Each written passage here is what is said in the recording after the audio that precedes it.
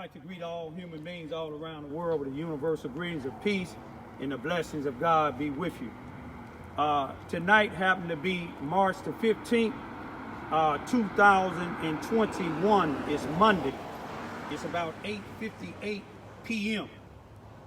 Earlier today I had an episode. I made two YouTubes, part 1 and part 2, showing a coward white boy approaching the property. I'm standing here. He's coming from somewhere back here, and my cameras are short. And as he approached, I told him, don't come on the property, move back. Number one, I'm practicing social distancing. He didn't like that. He got to using profanity. And if you look at my security cameras, plus you look at my videos, you will see the motion with his hands as if he didn't like what I was saying. Number one, can anybody see this here? I don't know if he can read or not.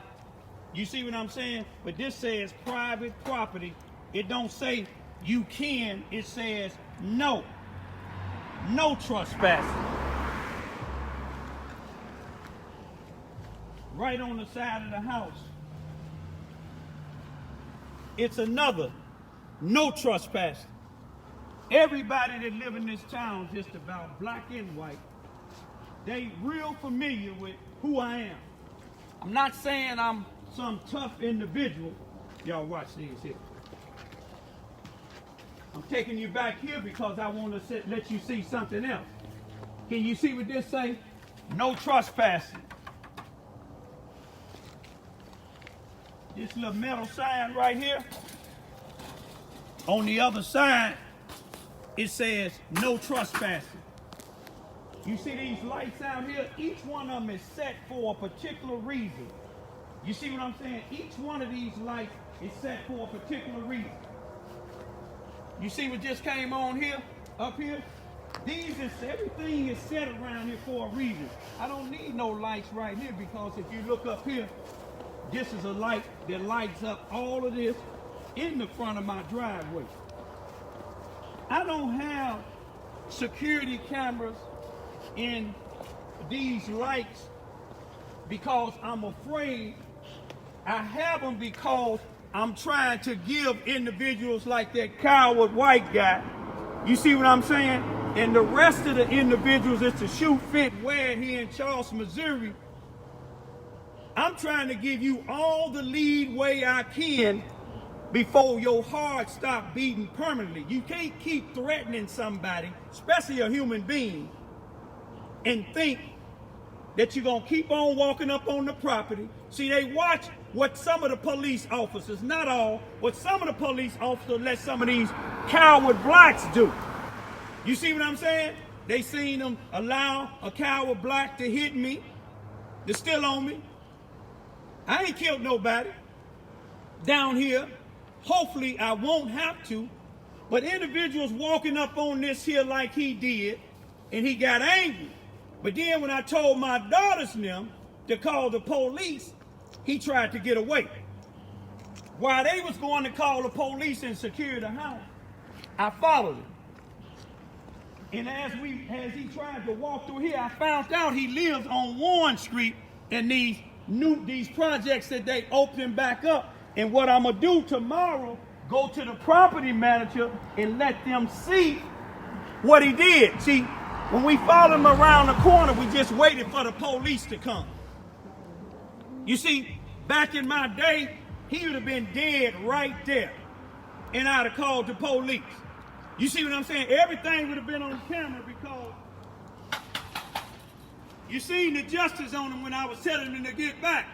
You see, you run up on the wrong, what it is, some of these white individuals, and if the shoe fit wear, it's not all white people, individuals like him think because he be laying with some of these drug addict black women, because ain't no white woman want him, that he can come over here and do what he do. Some of them think because of this age of mine, 63, but see, the way he going, he won't live to see 53. Not saying I'm gonna do something to him, but he gonna run up on the wrong black person. You see what I'm saying?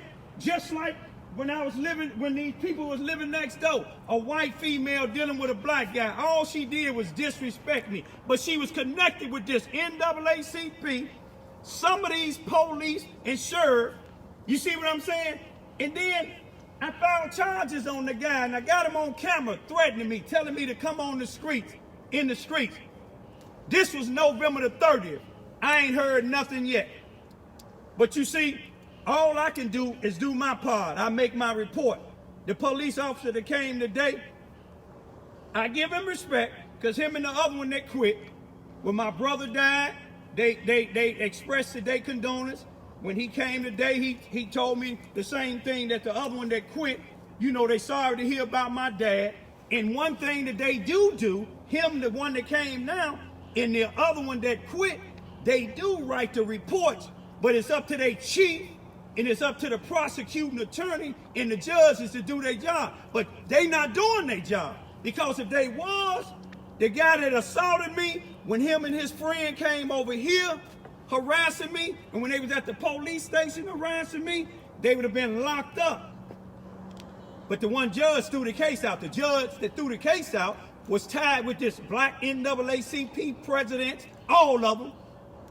From the 25 years I've been down here, they tied with these black judges, not the black judges, but these black preachers, these individuals that work with these federal government grant programs.